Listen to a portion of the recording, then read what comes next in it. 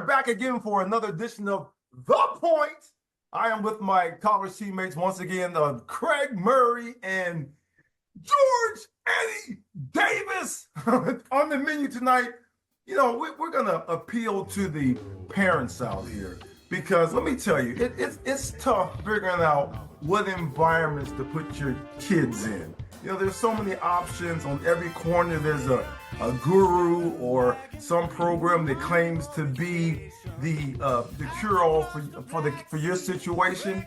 But, you know, it's very difficult to figure out the right environment for your child. Because it's so many factors at play. You want to be able to be in a learning environment. You want to make sure that you are in an environment that not only teaches plays, but teaches you how to play.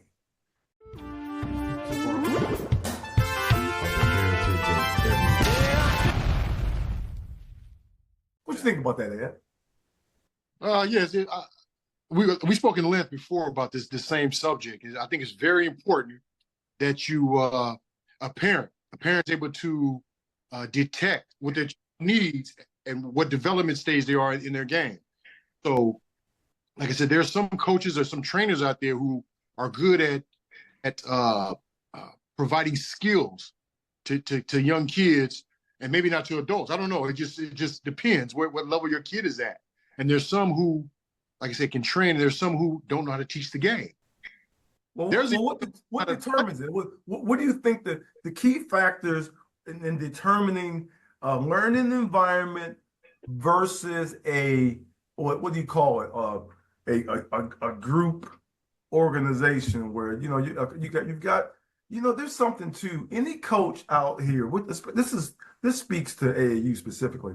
Any coach out here that is volunteering usually and kicking into kids in the capacity of helping them organize and be able to play basketball and to help advance their skill to the best of their ability, you got to applaud them.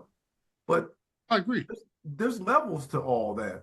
I mean, what determines, Craig? What determines a learning environment versus just the organization where? Well, I think it breaks down to two different things. You know, you're talking about teaching and training, right?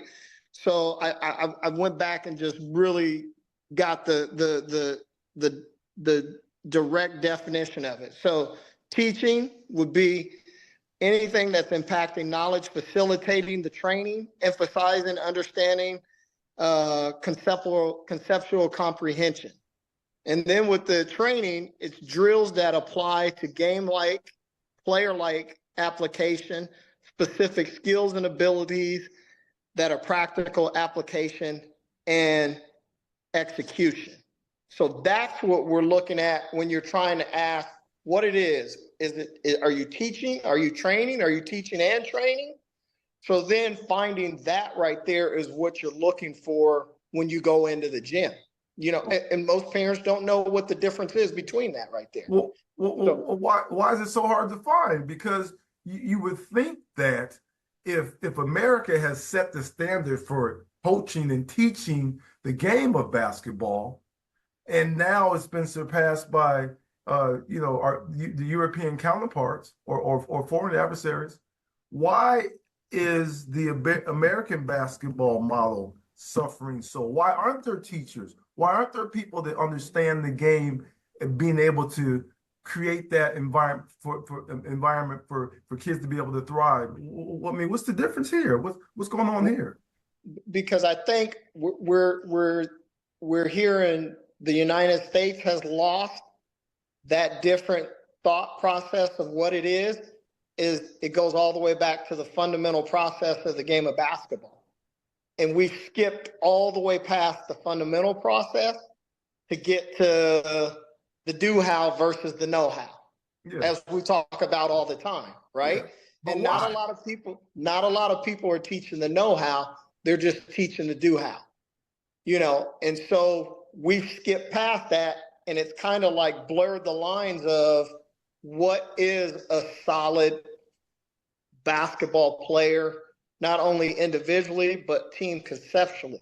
What is that? And that's where I think we've lost that right there. So now we're just about, what are we doing out there? How do we do it? You know? And so I think that's where I think it comes back to parents not understanding. They see social media plays a big part in it too. Yeah. Because the more people see their kids on a kid on social media or this and that, they're thinking that that's what my kid has to do. That's who my kid has to be. And so I think that to me is something that is stagnating the game continuing to grow here in the United States. I don't know about Europe. I hear about it, but I don't know about it. Well, go ahead. How do parents identify a learning environment? How do they help a parent out? How do they identify a learning environment? Well, I think like in most things, you gotta be able to rely on those who've already been through it and ask what good programs around in the city, whatever. You got to be able to reach out and hope somebody can help you get where you need to go. I mean, I've had multiple parents call me and ask about programs, and I'd send them in the right direction for whatever level their kid was at the time. You know, certain programs out here in Los Angeles, because like we spoke before, Los Angeles is big. So you got a number of people who training in there. There's some who are good and there's some who are terrible. There's some who are great at training. There's some that's not teaching the development side of it. And I think a good program will provide your kid with both, right? Back to what Craig was saying, I wanted to mention something that Craig mentioned, or piggyback off what he was saying. Yeah. I think the AAU money and the shoe deals and the AAU money, when that came into play, it kind of muddied things up a little bit for United States basketball program, youth program, right? People are interested in playing more than they are developing the kid. Right. The overseas and the European players, they're more into development. Yes. Right? Yeah, you know, and obviously that's the route to go, because you're finding a lot of those European players now who come over here, they're already ready. Their skill levels there, they're shooting, and I don't care, they 6'10", 7 foot, they're shooting the ball, they're handling the ball, they're doing everything that they're supposed to do. Right. To be a well-rounded ball player.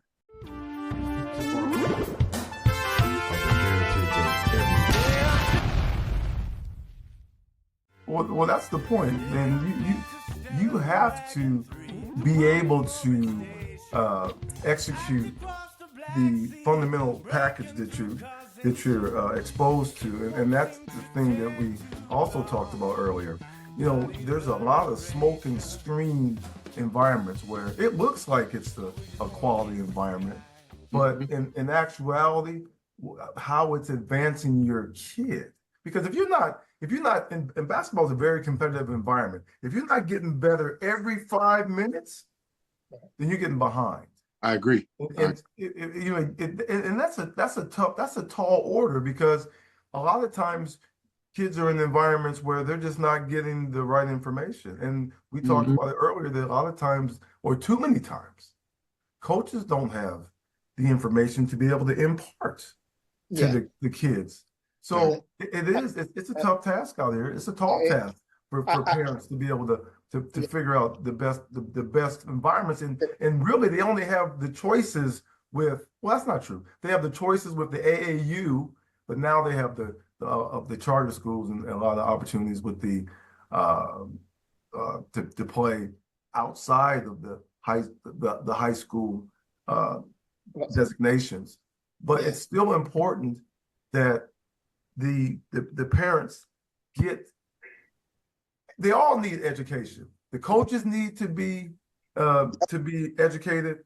The parents need to be educated, and the kids need to be in situations where they can thrive, but no one seems to know better. And so you're in this terrible situation where no one really knows, but everyone's purporting to know. So it's so much confusion going on in our environments right now in terms of basketball. Right. One thing I'd like to say, I think this is where it's really been lost in the American game. It's good individual skill development, but what's been lost, individual skill development for team success. I think that's where we've lost our identity of our game, because it's been so individually driven for kids to develop that it's all about I, as opposed to how does that help you within your team concept. And then coaches that are coaching, what is your team concept? You know, what is it that your team as a team is developing as, you know, or are you so critical with it's just about this individual developing? And I think that's the gray area that has to be addressed when it comes to really bringing the game, because it has to come back to a game. We watched it in the Olympics. We couldn't win with just one or two of those players. No. Being there. And that's why the game is so close as it is, because those guys played together, and they've played together from the time they were youth all the way up. So but they also play the game the right way. They play the game the right way. And that's where this has all gotten muddied. This is where the gray area has been blurred.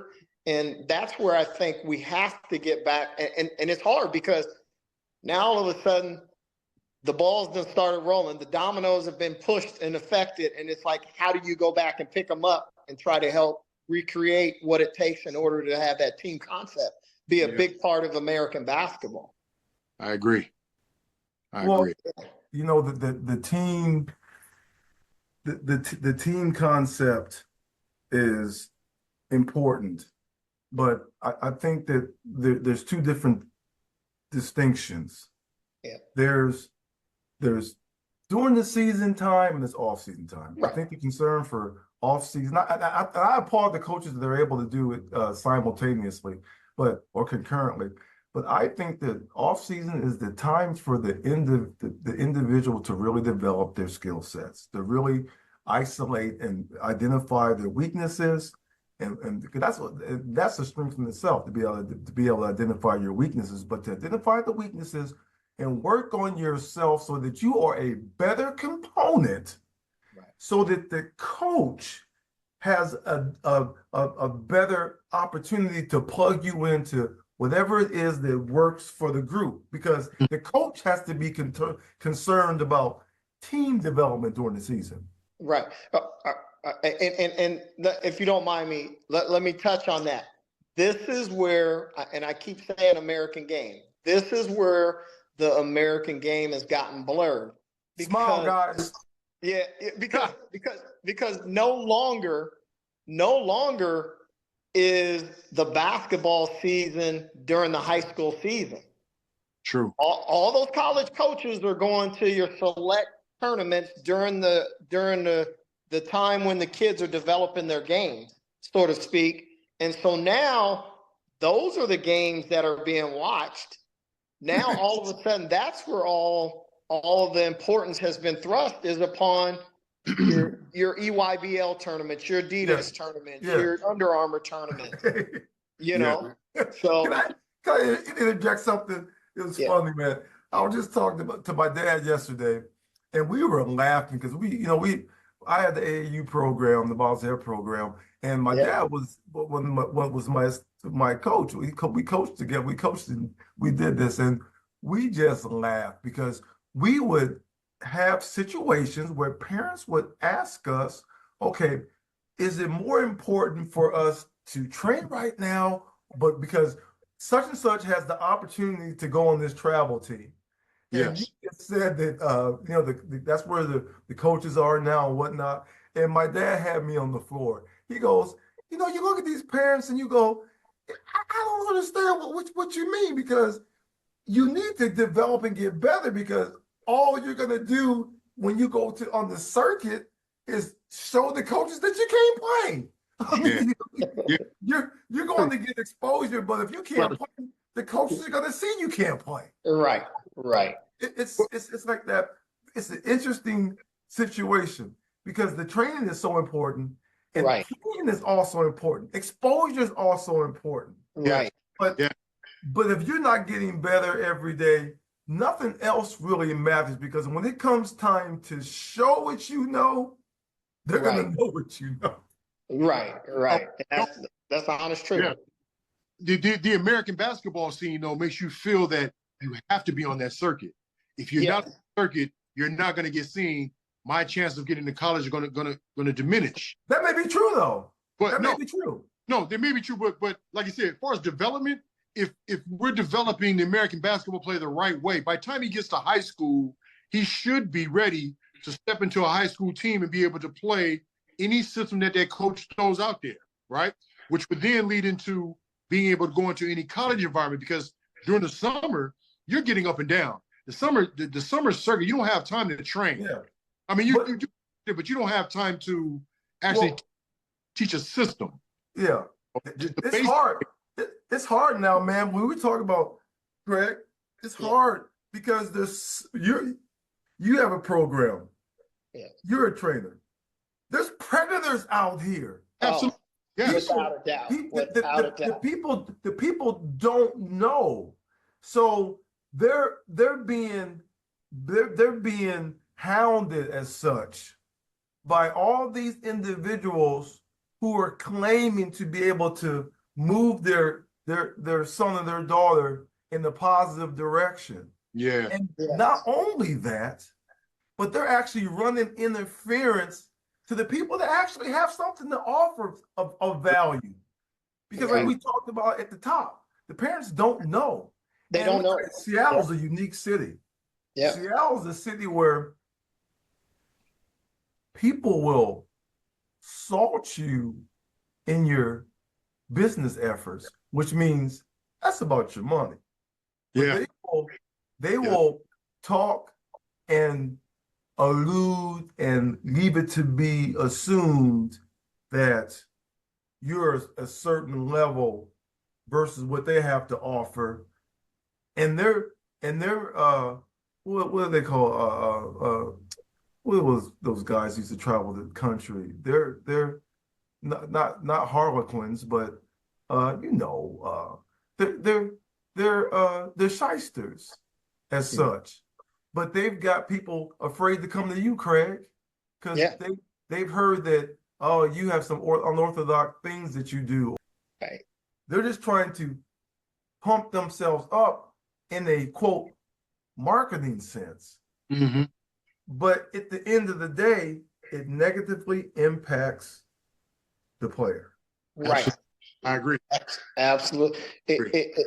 I'll tell you, and the difference is here in Arizona, there's a trainer and a program on every corner. Yes, same in Seattle. You know that. Every corner. Everywhere. Every corner. I mean, there's gyms where people have their own facilities here, and I mean, you see it every day. Yeah. And it's like, and it's like you said, how do you know fic from faction? You know what I mean? And so I think the hardest thing for parents is, and it's hard because I've almost gotten to the point where it's almost like I can't continue to recruit a player back to me. You know what I mean? It's like every time you're having a conversation with the parent, you're trying to sell yourself on why that kid should stay involved in what you're doing. And that's what makes it difficult with doing this type of business. You know, people don't really know. You know, they don't know what is the best. What should they stay with? And then some people are just okay with, you know, he needs to go here, here, here, and here. Yeah. You know, and I'm like, okay, you know. I think as a coach and a trainer, when you're dealing with kids, though, all you really can focus on is making sure that you're doing everything you can do to develop the kid to the best of your ability. That's it. And because, like I said, you're going to lose some kids. Yeah. The game is part of it. And believe me, when you lose them, it hurts too, because you put a lot of time into that kid. Right. But you also get to sit back and understand that where the kid is, whatever, I helped develop him. I did. And it ain't gonna make it feel any better personally. Yeah. But I got the kid to a certain level. Yeah. And that's what it's about. It's about the kid. You know, parents are sometimes the biggest problem for their kid. Right. Yeah. 95%, that's actually the problem. You know. Yeah. Well, you know, there's so many aspects to development. And it's like if you roll the scroll down, it'd be this long. There's so many Yeah. key points, and Yes. there's so many key points that too many individuals aren't aware of. Right. But because the way the environment is, where the parents don't know where to go, or they don't know who to trust, or this person says this or this person says that. The best situation is where you have, particularly with training, where you have, let's say, 25 sessions. You're going to have with that kid to be able to work on various things in the package of development, because there are a lot of things. Mm-hmm. But there's a fine line between, okay, I want to be able to break things down and give the kid everything, or be able to give the kid something where it's obvious to the parent, it's obvious to the kid that they're getting better, so that they stay in your environment. So in the long run, there's actually a benefit. Because let's say, for example, let's say you have 10 sessions to work with the kid. Right. If you need to work on footwork, you need to work on body work, you need to work on a whole bunch of things with that kid. Mm-hmm. But in 10 sessions, there may that you've added to them in all these areas, but they're not going to be able to recognize that, and so they may jump ship.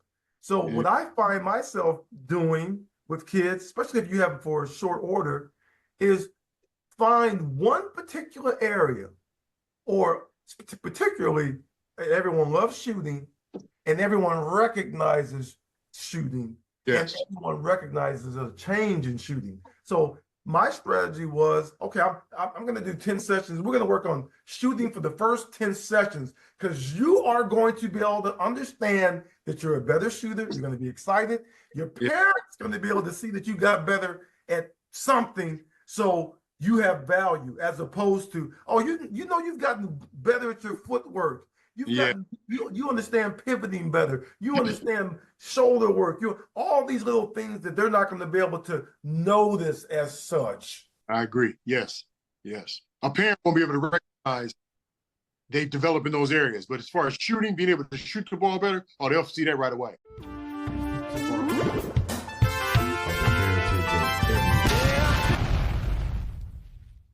What are the top 3 qualities that a parent should look for in a trainer? Go ahead first, Greg. Number one, I think the parent should look for, what does when they talk to that trainer, the first thing is when they have a conversation, because you have a conversation, you get them through the door.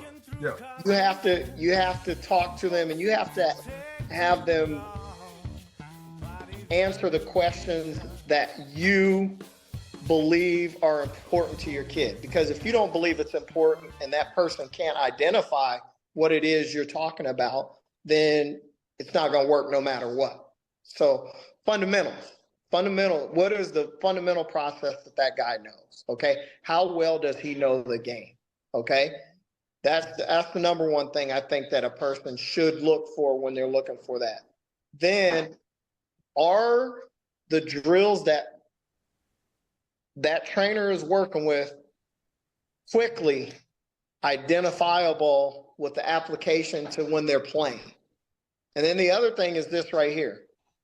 Everything that person does in the gym, does it lead up to something? So if I start and we're working on, one dribble, 2 dribble pull-ups, 1 dribble change of directions, that right there. Then when we go to play, is that what they've worked on identifiable with what they're doing in play? And if that is, that's, I think you got to look at those 3 things. Now, the hard thing is am I going to know how much does the trainer know when it comes to IQ with kids development? That's a tough one. Only your more advanced parents who have played the game are going to really understand and identify that right there. You know, You know what? That's right. When you talk about advanced or a person that's played the particular person that's played the game, I'm not saying that you have to play the game to be a right? trainer. No, I think you have to have played the game to have a certain texture right. about the game, but you don't definitely necessarily have to be able to have played. But what I think is critical, I think that yes, the trainer has to be skilled. They have to have understanding. They have to be offering certain things and blah blah blah and such. But I think that the trainer really has to be able to evaluate the player There we go. and be able to determine where their greatest areas of needs are, where their deficiencies lie, not only where their strengths are, Yes. but you can, at a certain point, you can look at the individual and see the Right. type of unit that they are. Yeah. Mhm. And what they have what they have a physical aptitude for and Yep. a skill set and to be able to how they should be able to contribute. So you want the trainer to be able to identify not only your weaknesses and strengths, Yep. but identify the role you are most likely to play in certain environments. And I don't, if you're tall, and look, to me, everyone's a PG, so to speak. Everyone needs to be able to handle the rock. Everyone needs to be able to shoot the rock, distribute the rock, play defense, blah blah blah blah blah blah blah. You're not based on height, but just certain knacks that people have. You can tell at a certain point what disposition a person have. A good trainer should be able to do that. Should be able to say, you know what, I see you as this, not limiting them by height, Right. but just by how they operate. Yeah. And I think that if I were to look at it, yeah, to be able to evaluate a person's game, to be able to help them with their strengths and weaknesses, and then be able to help them develop what it is that they need to get better at. You hit it right on the nail on the head right there. Yeah. You see that with a lot of pro players too. If you go catch them in a gym, you'd be like, wait a minute, I know this dude can do all this. You know, you don't see that in the game because that's not his role. Right. But he can put the ball on the floor, he can hit the three. You know, a lot of players, a lot of centers go to a regular gym, get up and down the court and do things you didn't think he had, and see things he didn't have in the game. But that's come from development. Yeah. I wrote an article, martialartsandbasketball.com, you check it out. Roles to get chose. And that article talks about how many things you can do to make the team. They don't even have anything to do with putting the ball in the basket. There we go. So, you want to have a well-rounded skill set. Yes.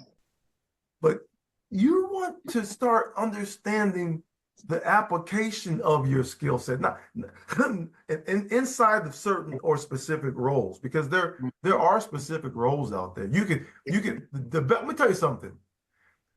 If a coach is worth his salt, in my opinion, the best defender is always going to get the play. Oh, absolutely. Yeah, of course. There's always a role for the best defender. There's always a role for someone that can not put the ball in the basket, but operates judiciously, knows when to shoot. What shot that's funny you mentioned, Troy. I told you. It doesn't matter what all NBA team you put on the floor. If it's my squad, Dennis Rodman's starting. If he's not, he's coming right off the bench. 6 man off the bench. And it's just I like versatile, do things that keep the team together. He gonna run through a wall for you. That's right. And the only way he doesn't start is somehow Ben Wallace beat that brother out. Exactly. I still don't think somebody mentioned that too. I don't think Ben Wallace is not as versatile as Dennis Rodman. No, Dennis Rodman 1 through 5. Hey, Dennis Rodman understood his roles playing with those Hall of Fame people. Because he was just an actor and a clown. Because let me tell you something. When the game was on the line and they needed 2 free throws, Dennis would knock both free throws down. Yeah. Dennis would be right by the basket, and Scotty's wide open, and he could go up and shoot it, but he's like, damn, Mike done shot 13 times in a row. Yeah. Let me just give it to Scotty, because I don't even give a F about shooting. Yep. Just, people didn't understand the genius of that man. Yes. His ability to contribute to winning. And, Yes. and that's the thing about it.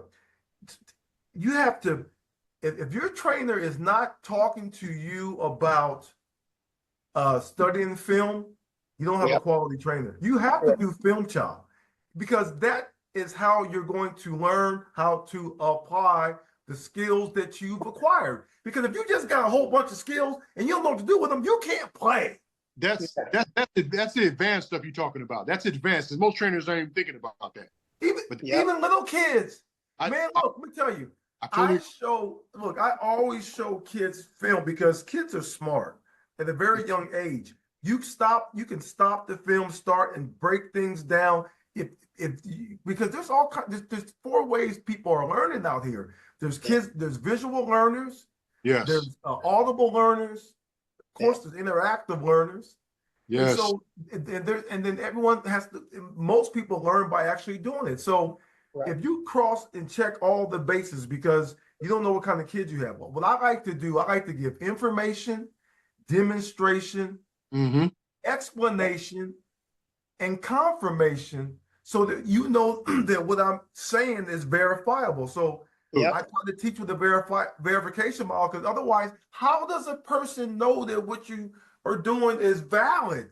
And so because Craig, come on, we see so many smoke and mirror MS out here. Yeah, it's unbelievable. The stuff that they're doing, and you see people sitting there not knowing better. They're vested. These trainers aren't free, man, and I really think they're taking advantage of people.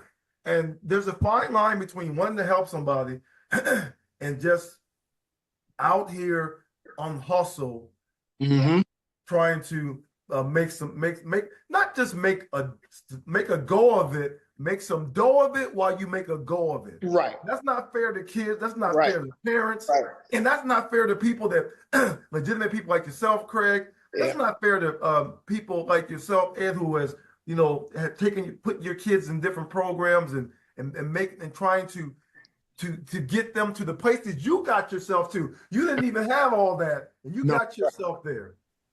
Right. True. That's true.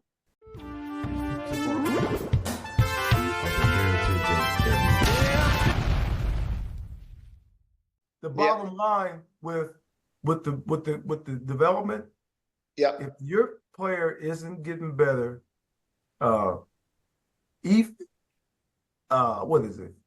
CQI, E5M, they're in trouble. Continuous quality improvements every 5 minutes. If that's not the circumstance for your player, for your child, regardless, you are in trouble, because this is a competitive environment. And think about it, we didn't get that NIL money. They still owe us money. So now, man, the game has changed. So the onus is on the parents to find the right environment to help the kid help themselves.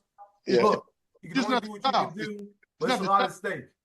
Troy, it's not just a child, because you got guys going to college, they still need to develop. You got guys in the pros who are still, I remember continuous. They said that this kid needs to work on his shooting. You can tell that the kid has been working on his shooting. He's been working on it. See, so that's a testament to the Timberwolves and the organization. They're working on his game, right? And I would imagine most pro teams do. But if you got anybody that's coming up in any program, that's from a child all the way into, if you're not able to see development and he's getting better, you need to go. The parents. That applies to college, because we know from being in college that, man, there's a lot of college environments that are not developing players. You're not. Right. They're maintainers. Like we talked about trainers versus maintainers. Well, colleges have a lot of maintainers in their midst. There's not a lot of training or teaching going on. There's maintaining. They're recruiting guys to come in who already have a certain prowess, and they're hoping that he's able to impart that to the program, as opposed to taking the person and moving them forward once they get there. Now, there's programs that do that. That's Calipari to me. That's Calipari in Kentucky in his programs. They get those 5-star guys and he's rolling the ball out. Like versus your boy at Kansas, Craig. What's that? Versus your boy at Kansas, he did a good job teaching the players. I like him. Bill, is it Bill Self? Self. Yeah. Self. His players always give it, and they also, they develop well. I like them. I like Kansas players, and they always come pro ready as well. Yeah. I mean, definitely. But it's wide open out here. I mean, the opportunity for players to provide and upper mobilize and make something for themselves on the college at the college level and the high school level. Yes, the opportunity is greater than it's ever been.